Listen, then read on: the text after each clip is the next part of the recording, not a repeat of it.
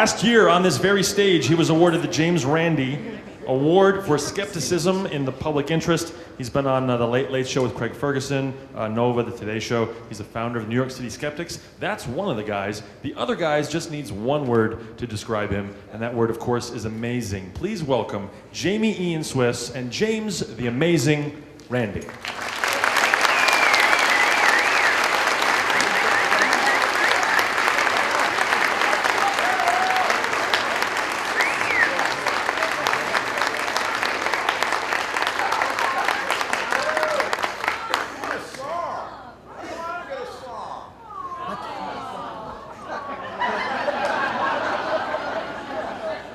Chopped liver? That's a good question. I'll answer that. Okay. Eventually. So, welcome to... Jamy, this time is a good time for you to go. There. Well done, well done.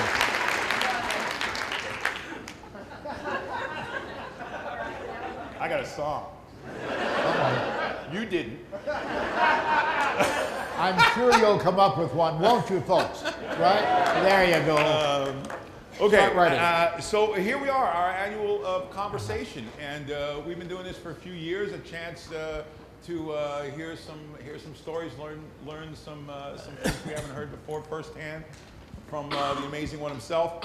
And we've done different subjects, different years. Did his career as a magician and escape artist. Talked about another year about the Johnny Carson show appearances. And I've been kind of saving this one ever since we first came upon this. I wanted to kind of work up to it because it was just too easy to do it first.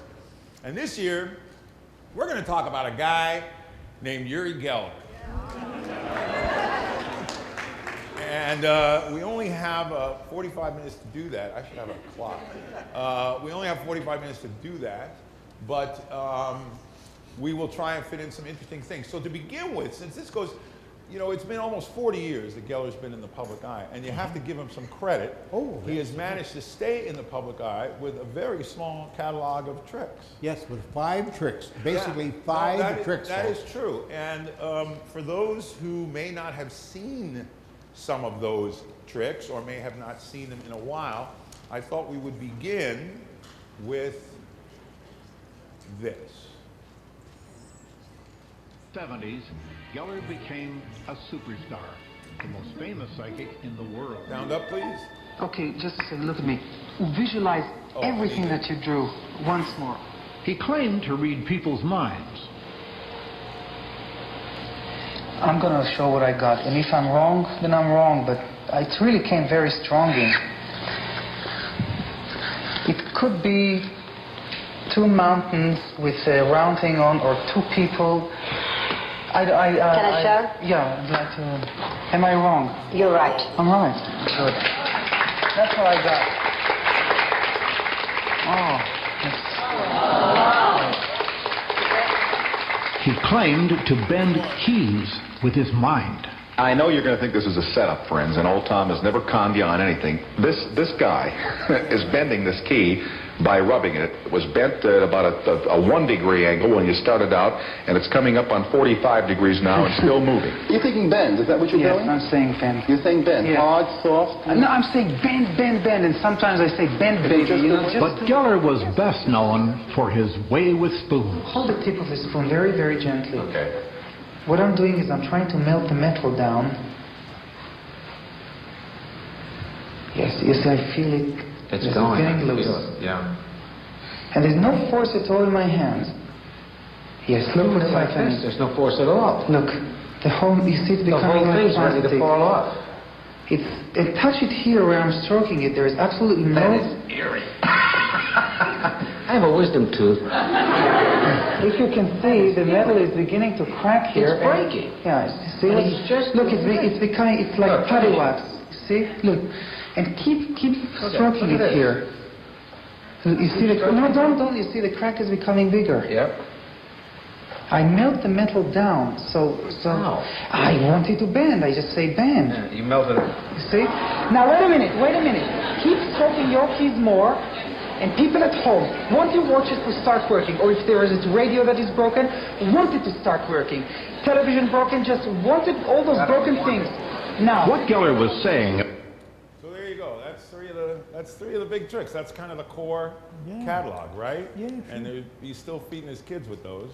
Yeah, can you imagine? When did you first come across them? What was the first thing you heard about it? Well, I was called by Time magazine, I don't know what that year was, the year 2, I think, a long time ago, by the photo editor of Time magazine, whose name I've blissfully forgotten. And he said, we're going to have a fellow named Uri Geller, and I had never heard the name before, and he's coming from California, where scientists have been studying him. And I said, well, what does he do? He said, well, he does psychic tricks. And I said, oh, okay, this sounds interesting to me. He said, but they said that we mustn't have any magicians around. I said, what magicians? I don't know any magicians. And so we played it rather cool, and I went to the Time magazine office. I was there with Leon JREF and my good friend, the late Charles Reynolds, a photographer from Popular Photography magazine. And Geller came in looking very shy, and you know, the usual sort of, oh, I just don't know how these things happen. They're so wonderful. And he sat down and went through the routine. And at one point, he picked up, I was sitting on the back of a sofa, and there was a table stretched out here, and Leon JREF and Charlie Reynolds were standing opposite me, and both looking a little disgusted about the whole thing because Geller was so cute. And I had a good view of what he was doing. I was looking over his shoulder, and I had a pad as if I were a reporter. You see, I was making notes and doing this kind of thing. And he just glanced at me with no interest. And at one point, he moved some, there were pieces of paper all over the table. It was a mess. And he picked up a spoon, and at one point he did this with it and bent it, and then drew a piece of paper over it and several more pieces of paper. And I looked up, and Charlie and Leon looked at me and said, because they saw it too, you see. And so I just gave them the sign of just, let's wait. And at a certain point, he went on with the routine. At a certain point, he reached underneath his papers, and he picked up the spoon, and he, oh, look, this just bent in my hand, just now. And I looked over at Charlie, and you know, and so the head of the department, the photography department, said, well, thank you very much, Mr. Geller. And he took him by the hand, and I declined to do so, and he walked out the door. And 2 minutes later, he came rushing back in again with Puharich with him. That was a Dr. Puharich, who believed in everything that Geller did, of course. And Puharich was shaking his fist saying, I said no magicians, no magicians, and you brought a magician in here. And everyone looked around the room as if to say, what, a magician here in our midst, you know, kind of thing. They knew who I was, but he left in a great huff. And of course he said that he was betrayed because they brought a magician in there. Well, it was pretty obvious to us what he had done, and several other tricks as well, which I won't go into in detail, of course. But that's how I first... That was the first encounter. The very first encounter. But nevertheless, there was a Time magazine article significantly about him. Yeah, yeah. All of it was very negative. That was one of the few really negative pieces that the mainstream press at the era, along with the Popular Photography articles, right? So Charlie Reynolds, our dear departed late friend, was, among other things, an editor at Popular Photography, and also an excellent magician, magic historian, illusion designer. He was Doug Henning's illusion designer throughout his career. And Charlie set up a test for Popular Photography because despite Geller's core catalog, he would experiment. Sometimes he'd get an idea to try something a little beyond the core catalog. And he had this idea for a little while that he could affect film, was his claim, right? So Charles put this together, right? Charles put it together, with a taped lens cover. A taped lens cover over it, yes. And they took a couple of pictures, Geller took a couple of pictures, I should say, and you can see his hand right in the picture holding the lens cap off the camera. He should have moved it away like this and taken the picture and put it back, but he somehow moved around in such a way that he got it partially off, and you can see his fingers very plainly in an extreme close-up, of course, right through the lens. And it was so obvious. He said he needed to be alone in the room with it, and under these circumstances, they allowed him to do it because the camera was rigged in such a way that if you tampered with it, it would fire. Yeah. And so he triggered the camera, and you know, on the magazine, it was, you know, there he is. Woo! And that was also a significant debunking, if you will. Oh yes. And yet none of these things had any impact, had any effect. I mean, he was, for those of you who weren't around at the time, this is not just one of a million guys doing this. This guy had a phenomenal impact on the media. And when he came here to the States, from England, actually, right? Yes, Because he had long since been sort of driven out of Israel in a way. He came to the U.S. and he got the opportunity to be on the Johnny Carson show. And of course, this was the king of show business. If anything, you got on the Carson show, and you're going to be a success. And here's part of the Johnny Carson spot. Carson's laid out a number of things that he is known to do. Johnny had been a magician himself and was skeptical. I was asked to help prevent any trickery. Nice to see you. Thanks. We have only met... This scares me. This scares you? Well, we just got some things together here. And I told them to provide their own props and not to let Geller or his people anywhere near them. Also, one of our staff members did some drawings which have been sealed in an envelope, and I'd like you to take your own pace when you feel like you want to try anything. Right. Do you want to try that particular experiment first? When I'll feel free. When you think? Sure. We'll start eliminating the ones that do not have the water. All right, without touching them. He is really suspicious, you know. I'm having a hard time with you. Okay, I don't mean to be, Uri. I really don't. Just keep looking. Okay, let me rest a little, all right? All right. You know, I'm surprised because before this program, your producer came and he read me at least 40 questions you're going to ask me. Well, I can ask you all kinds of questions if you'd like me to ask you questions. I have to have time.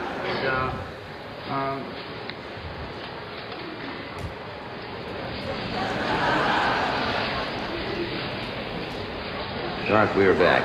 Uri was telling me you don't feel what, strong tonight? I don't feel strong. It's not all tonight. Right now I'm feeling being pressed, and then I can't. Well, I'm not trying to press you. I really not. No, you're only telling me, well, will you try that or that? Well, I thought that was the idea of. No, I'm not trying to put you down. So that, you know, that more to come card, the spot went on for over 18 minutes after a commercial. I mean, this stuff would just never happen today. But Carson was serious about the idea, and you know, tell us a little more about from your vantage. Well, let's look into how this was set up in the first place. First of all, I was living in New Jersey at the time, and I got a phone call from Mr. Carson's Paul, his prop man, and he said, "We've got Uri Geller on the show tonight, and Johnny wants to know if you'll come in, if you can fly in, you can get a plane. I've got the plane right here, and such, and we can get you into Los Angeles." And I said, no, I should stay right here in New Jersey. Now, I'd found out that just before major shows like the Mug Douglas show and various other shows at that time, I found out that my phone would always ring about 2 or 3 minutes before one of those major shows would go on the air. And when I'd answer the phone in New Jersey, remember, I would just hear a click on the other end. What was happening is Geller, either himself or one of his people, was calling me at home to make sure I was in New Jersey. See, things weren't electronically arranged as easily as they are nowadays. And so I rushed to my television, turned it on, and went over the major channels until I came to the program that said it was featuring Uri Geller. And he was assured that I was in New Jersey. So when I got the call from the Carson show, I said, no, I won't do that because I know he'll check to see whether I'm there or someplace else. And that may abort the whole show. He might as well do the show, but I think we can find out what his methods are. And so I told the prop man, I said, What has he asked you for? Well, he's asked me for a bunch of teaspoons, okay, and forks, okay, and film cans. Now, this trick with the film cans was one that Geller originated, or I thought he had originated. I found out since then that essentially tricks like that had been done by some other mentalists in France. But the aluminum film cans, the tops screwed down on, that was for 35mm film. And what he would do is he would ask them to conceal nuts and bolts or something so that it was packed full so they wouldn't rattle around, ho, ho, ho, and then put on the lid.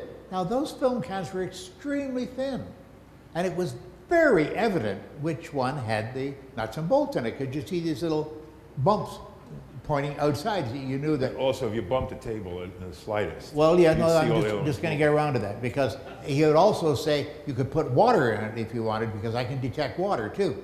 And the way he did, as Jamie said, the way he did it with water was he would have them on a circular tray, and he would move the table and or the tray, and they move differently if they're full of water or empty, because an empty aluminum film can is extremely light. The ones that didn't move easily were the ones that didn't have the water in them. And if one tended to look more solid and in place, he would pick that one, you see. Well, anyway, and the way he would pick them is always pick the empty ones first, and the last one that you opened up would be the one that would have the water or the nuts and bolts in it. Well, I decided to get around that by telling the prop man to take rubber cement and coat the bottom of each one of the film cans on a tray. They did away with the tray, I noticed, because they put them right on the Formica tabletop. But just coat it with rubber cement and let it dry. Now, rubber cement, if you've ever used it, will dry very, very quickly, but it's not sticky in itself. It's just a rubber surface, and it won't slide easily at all. In fact, it will stick to something very glossy like this rather easily, but not stick down so that it goes like this or anything. It just won't slide. And that's what I told him to do. And the description I got from Johnny after the show was that during that break, they put it on what they call in the trade a cube. That's a big Formica and sometimes stone mass. It's a small building in itself, of masonry pretty well, and you can't stir that thing. You have to have a couple of guys come in with a hoist and get it out of there on wheels. And so Geller said Johnny told me on the phone afterwards, he was in stitches. He thought that was pretty funny. That Geller, while they were playing some music just to break the monotony and whatnot, the Geller would be stomping on the floor like this in time with the music and doing this sort of thing with his elbow, hitting the table going, oh, I moved the table, I'm sorry. And he would do it constantly, and he couldn't move that table, and he couldn't jar the cans, so he couldn't tell what was going on. So that talked him out of that. And despite the negative pieces, these big negative pieces in Time and the Photography magazine and this incredible Carson experience, nothing stopped him. It didn't stop him at all. No, it wasn't a hitch. But here's an interesting piece of video I just found, and I don't know if you've seen this, all right? But to magicians beforehand and so on. And that's when it dawned on me that it was a trap, and I was living a trap. What I do now is try to have a sort of a feeling where the water is. Johnny Carson put me under huge pressure. I was so tense, I was so nervous. When the spoon that Ricardo Montenblanc held in his hand bent just a little, but it wasn't enough for Johnny Carson. Nowhere. And I sat there for 22 minutes, humiliated. I was sweating. Well, Uri, I don't want you to feel bad about this tonight. The monologue doesn't work every night either. The idea, my thought was churning in my mind. Uri Geller, you're finished. That's it. And exactly the opposite happened. you ever see that? Oh, yeah. That's from the BBC documentary in '09. Oh, yeah. And I'd never seen him just say, you know, how humiliated he was. And but of course, he's telling the truth.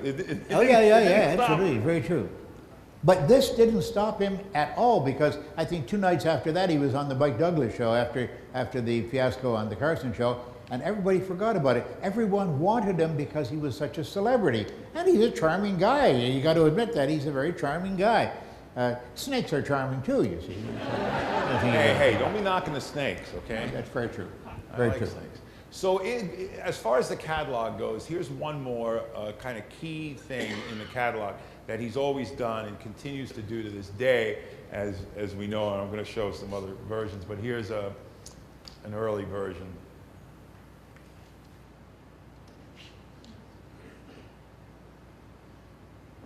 Come really close. Don't touch This first part is with Barbara Walters. And this is a do compass. This. When I say 1, 2, 3, come Magnetic close, compass, yeah. compass, all of you, and say the word move. Out Ready? loud? Loud? Out loud. 1, 2, 3, move. Go. Come on, move. There you go. Be moved. Now, you can imagine when I did this for scientists, it blows their minds. Yeah. And this is not a trick. There's nothing on me. There's nothing under the table. It is an energy I believe we all have. Tell us how that works. Well, I'll do it for you. Would that Go be ahead. fair? This is a few days later. You got a very, very cheap compass. No, say pumpernickel. It works just as well. All right. Okay. Here we have the compass now. All right. Pumpernickel. And it moves. I can do it without my hands, too, if you want. yeah. All right. Okay. Wait till it settles down here. All right. Pumpernickel. Come on. Move. Come on. Hey, come on now. There we go. Hey, look. It's going crazy. It's doing the whole thing Okay, here. how? Look at this. Well, it's due to a piece of concealed apparatus. Indeed. And where was the magnet, folks? Let's have some guesses here. In the tie. That's all there was to it. Geller was wearing a big long tie like that, and I don't. Do I have one here? No, not at the moment. And that's all it was. I just moved my tie in close to the compass, and the compass needle moved. I forget if it was in the Nova or something else back when in the early period, but where he does the compass on a boat. And then he takes his shirt off. Yeah. Remember that? Yeah. And he has the compass concealed in the shirt. It's just a pullover shirt. And he goes, but look, there's nothing on me. And he shows up, and then he never does the compass again.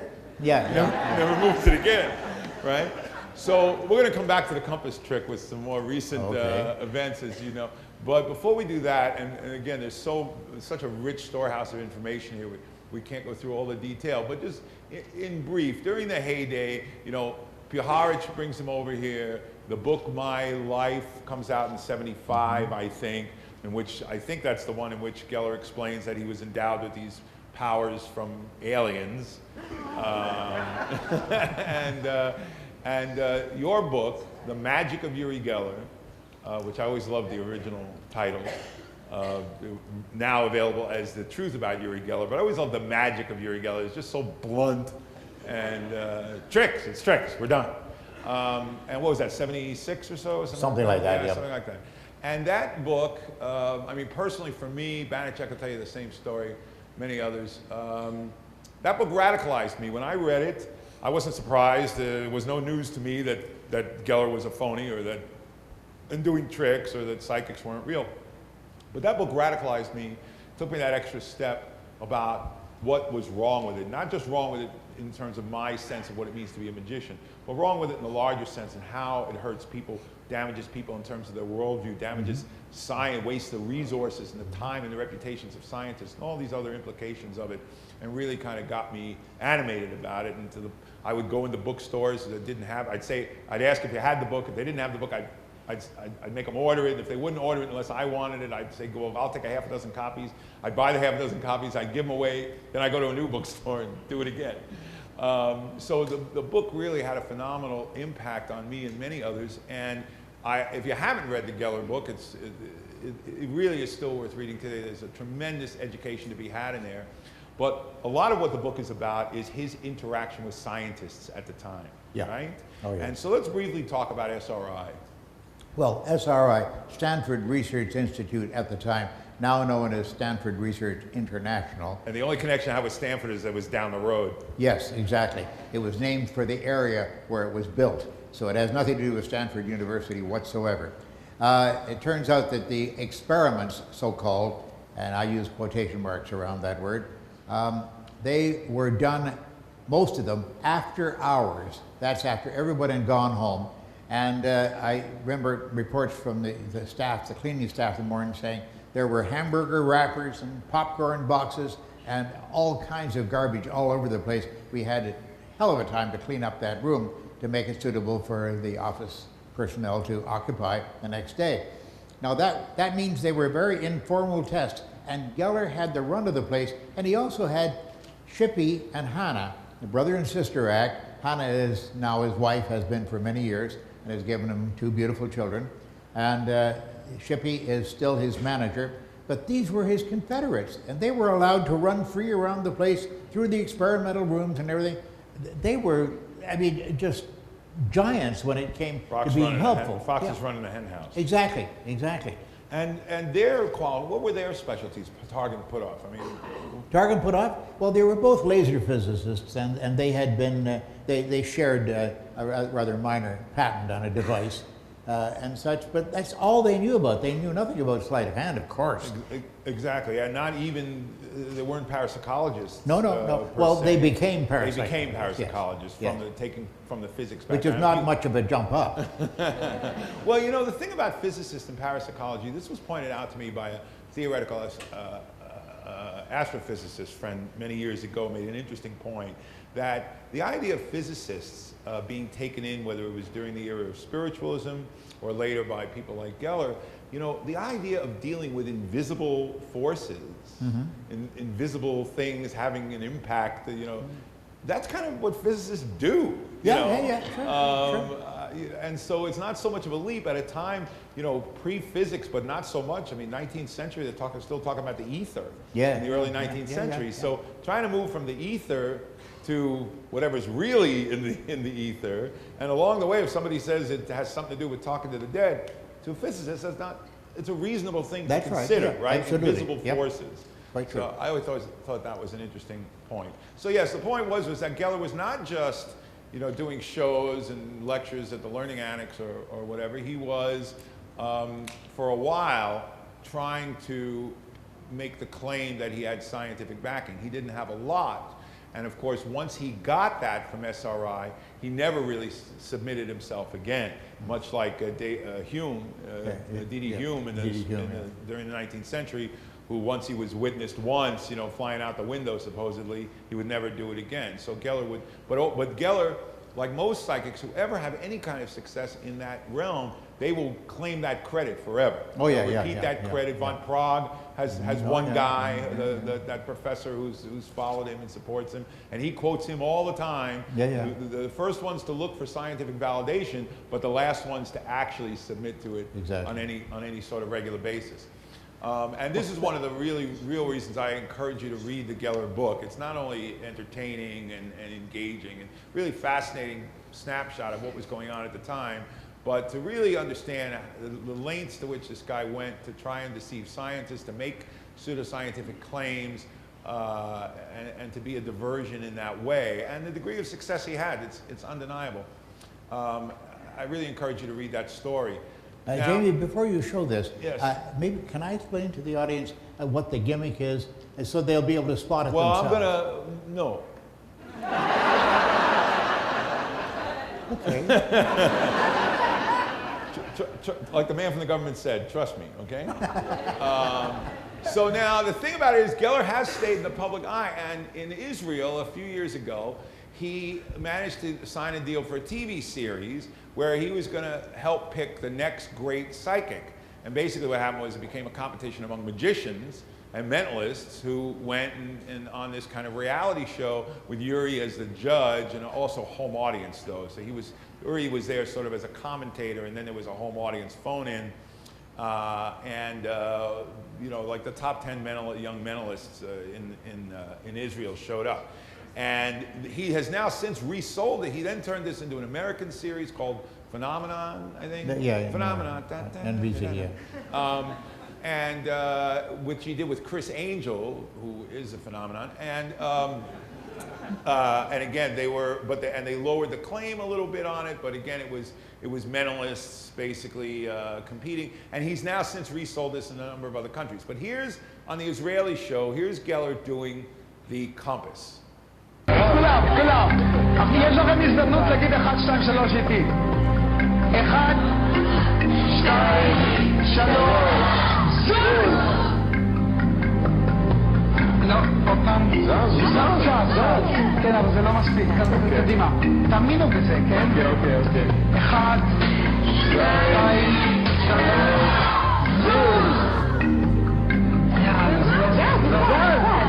לא מספיק, לא מספיק. אתם יודעים מה? כולם פה באולם, תנו ידיים אחד לשני. קדימה, כולם. תחזיקו ידיים, ואני רוצה שהידיים יגיעו אליי לבמה. קומו ותתנו לי יד. תחזיקו להם יד. תחזיקו כולם ידיים. כולם ידיים, כולם, כל האולם. תחזיקו ידיים. אני רוצה שאתם תקומו ותדעו, מה שאנחנו מנסים לעשות פה, פשוט תעבירו אנרגיה חיובית אליי, או לתוך המצפן. תתקרבו אליי, קרוב, תפסיק ככה. פעם אחרונה, אני באמת רוצה שזה יצליח. מוכנים? אני רוצה שתתקעו 1, 2, 3. זוז, אוקיי? 1, 2, 3, זוז!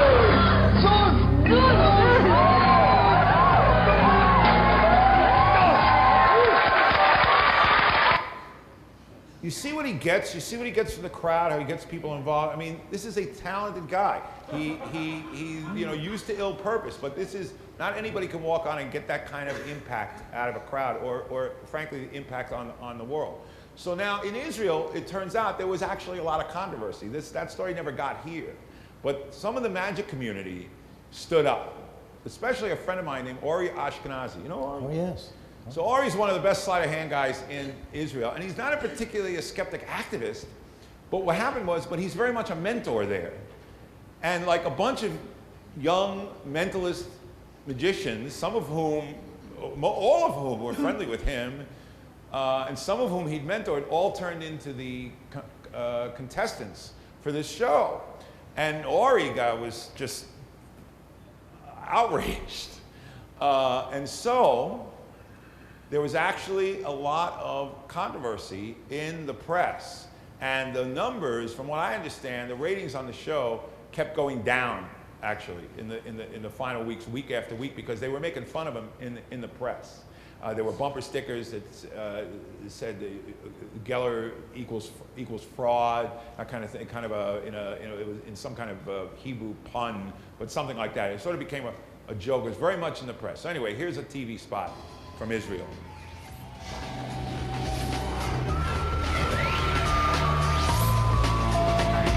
תסתכלו טוב טוב על אורי גלר ביוטיוב. זה רק הוא, המצפן. Right? If you were watching before, the first time he tries to move it, nothing happens, which is to establish that he can bring his hands there and not have an impact on it. But in between, ביוטיוב. watch him more. זה רק הוא, המצפן וסימן השאלה על האגודל שלו. See him reach to his head and then to his thumb. האם זה What are you doing, Uri? What are you doing? להשתלט עליו. הנה. Now you can actually see him putting something onto his thumb. Watch where the thumb is drawn back now. There's something sticking on the end of it. See? Yep. It's a thimble. It's a flesh-colored thimble. Usually he's really smart about camera angles, but he missed. He had the wrong camera. So now this is Uri Ashkenazi on a talk show. לגמרי, אני ממש מברך אתכם על זה, זה היה גדול. נשארנו בניסוחים, אבל איתרנו שם משהו? לגמרי, זאת אומרת, זה בדיוק זה. יש שם סוד שהיה צריך להתגלות, ואתם עשיתם את זה וחשפתם את זה בצורה בינלאומית, וזה מאוד יפה. יוטיוב, עם כל הכבוד. כלומר, בוא לא נשחק, זה מחמיא לנו, אבל אין לנו זכויות על זה. תגיד, אני מבין שזה מרגיז אתכם, הקוסמים. כלומר, למה לא להגיד זריזות ידיים? למה לדבר על כוחות על-טבעיים? אתם מרגישים שיש כאן איזה סוג של משהו לא ישר? לגמרי, לגמרי. יש פה תרבית, ואפשר לקרוא לה Call it by its true name. אורי גלר עשה הרבה מיליונים של כסף על שימוש באומנות הקסמים, בלי להגיד, בלי להצהיר שזאת אומנות הקסמים. So now, Geller, this thing went viral on YouTube. Because it's rare over the years. There's only a couple of instances of really catching him, flat out. There's only a couple. Yeah. And he went after YouTube with copyright infringement. He's always been litigious. He's never won anything significant.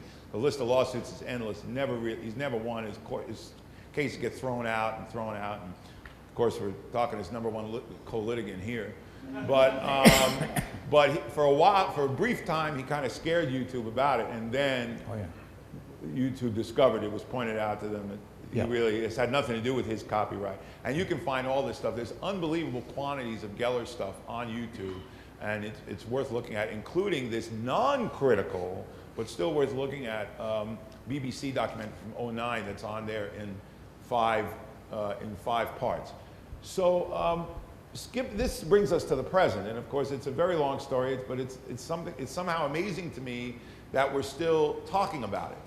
And recently, with these TV series, because when he brought the series to the US, he did have to alter his claim. They would not let him say, the producers did. They saw the controversy that happened in Israel, and they didn't want it. So they brought Chris in, partly, and then they also said, you can't make a psychic claim. You can't make a psychic claim. Just, you're here as a wonder worker, mystery worker, whatever the hell you want to call it, phenomenon, you're not psychic. And Chris actually was pretty hostile to him in the show.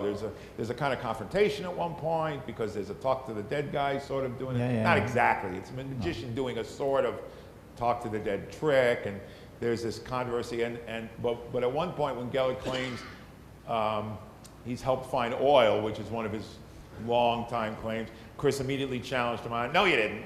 And then Chris wrote a couple of predictions in an envelope to see if Geller would determine. Chris said he'd give him $1 million. And of course, it's a good idea. Yeah, exactly. Yeah, but $1 million. But Chris really has the $1 million. I'm going to get it. Okay, I'm fired. I'm fired now, right? Am I fired? But anyway, the thing about it is, what's interesting now, to bring it up to the present with Geller, is he's singing a slightly different tune about his claims, right? Yeah. And so in 2007, Geller is in an issue of November 2000 issue of a German magazine, Magic magazine. And he says, quote, "I'll no longer say that I have supernatural powers. I am an entertainer. I want to do a good show. My entire character has changed." In another interview, he says, "I said this to well, anyway, but before I get to that, so now you've commented on that. What do you think about all that?" Well, he said to many columnists and media people that he wanted me known henceforth as a mystifier. What is the difference, really? Well, the difference to him is he's not using the word psychic, and he's not using the word a psychic performer or anything like that, or having psychic powers. He's now just a mystifier. But any magician is a mystifier. So what is the point of that? I don't quite understand. The point is, he's now dropped it.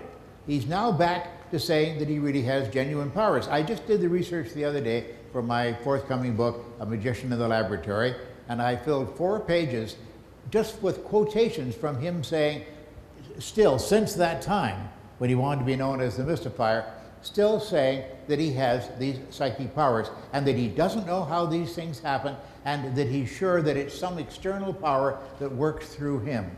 Come on. I mean, people are a little bit, well, maybe they're not. They still believe in burning bushes and virgin birth and things like that, and flying horses taking people to heaven.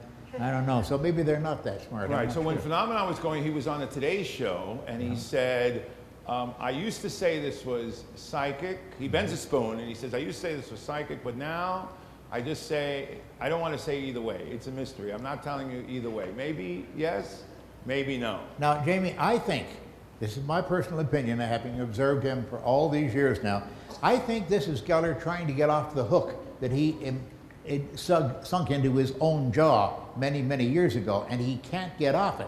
He doesn't want to be making the psychic claim anymore. He wants to try to be a magician now, an entertainer.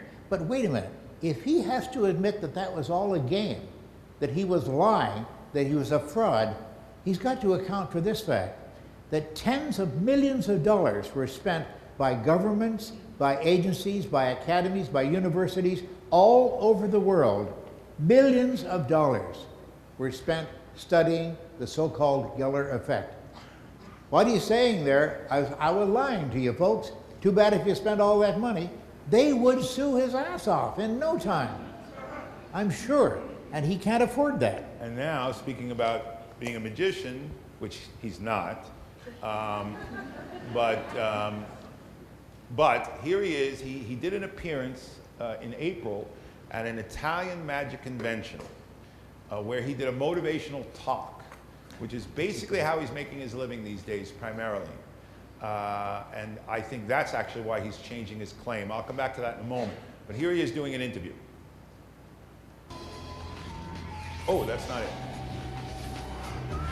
Okay, see, I almost got through this properly, but now I'm having trouble finding the video I'm looking for. Uri Geller, that's not it. Sorry, bear with me. Uri Geller, that's not it. Uri Geller, that's not it. Uri Geller, that's the C, that's not it. And why can't I find this? Okay, Uri Geller, let's try one more time and see. All right, for some reason, oh, here it is. Ah, there's the Matt Lauer, and here it is. Sorry, folks, here it comes.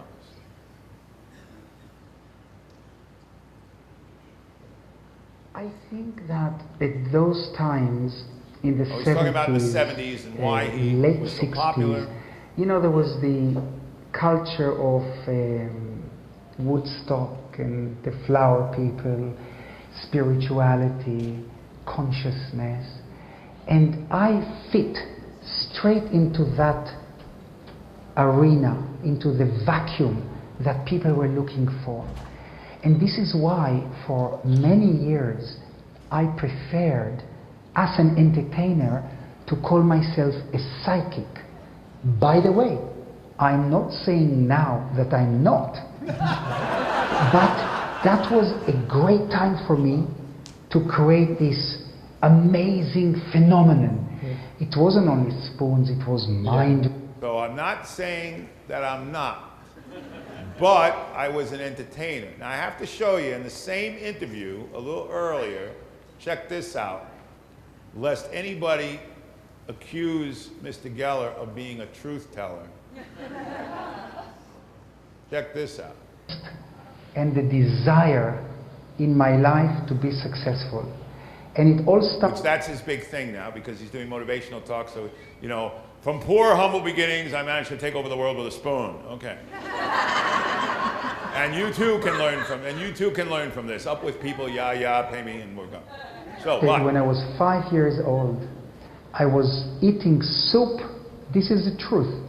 And the spoon bent and actually broke. Bullshit!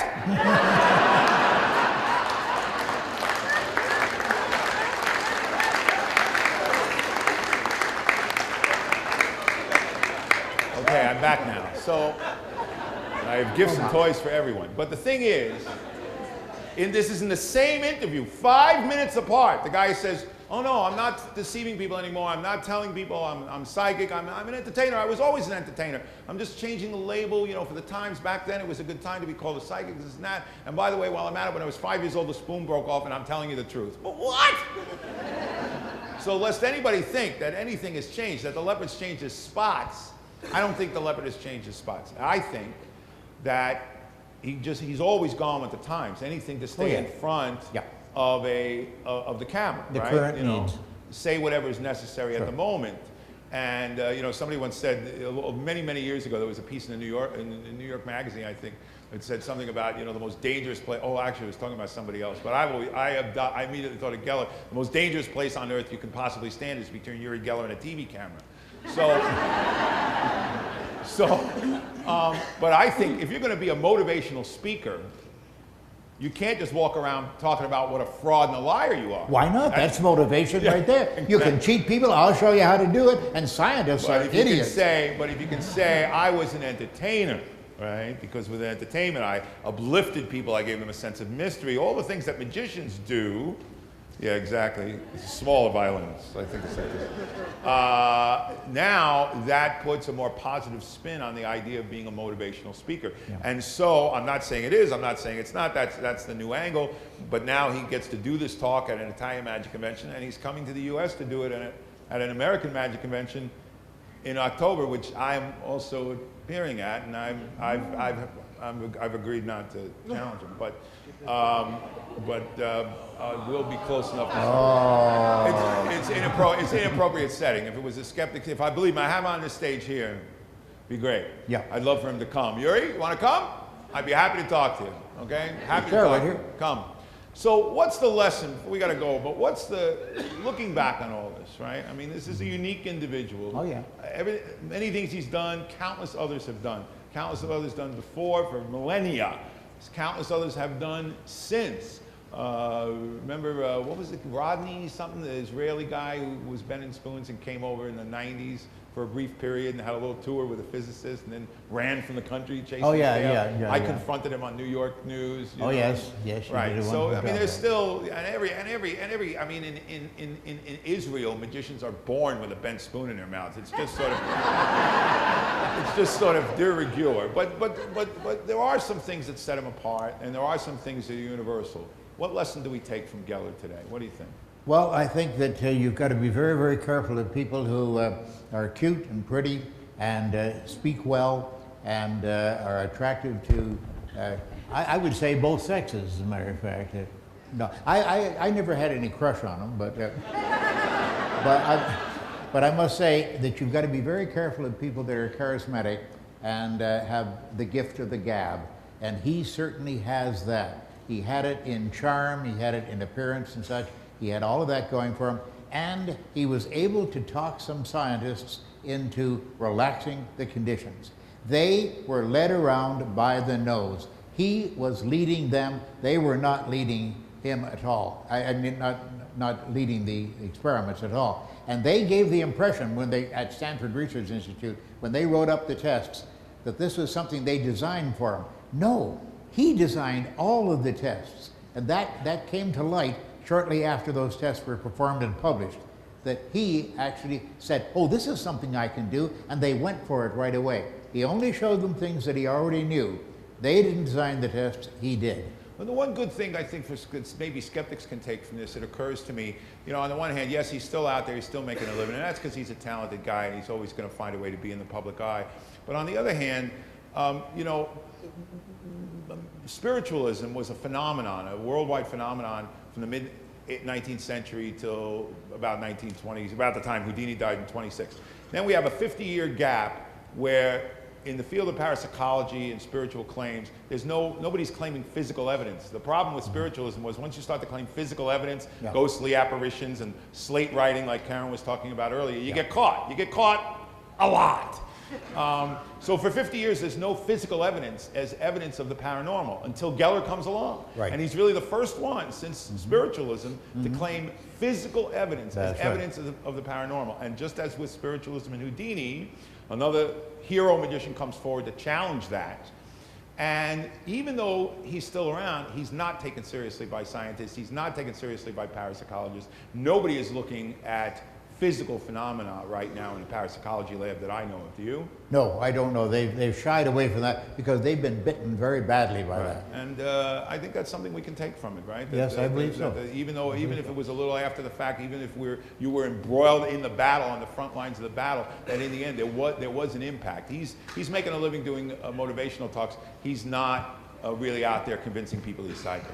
I believe you're absolutely, you got it right. The nail on the head, as usual, Jamie. Thank you. There it is, folks. Perfect. The amazing one. Give him some. Hey.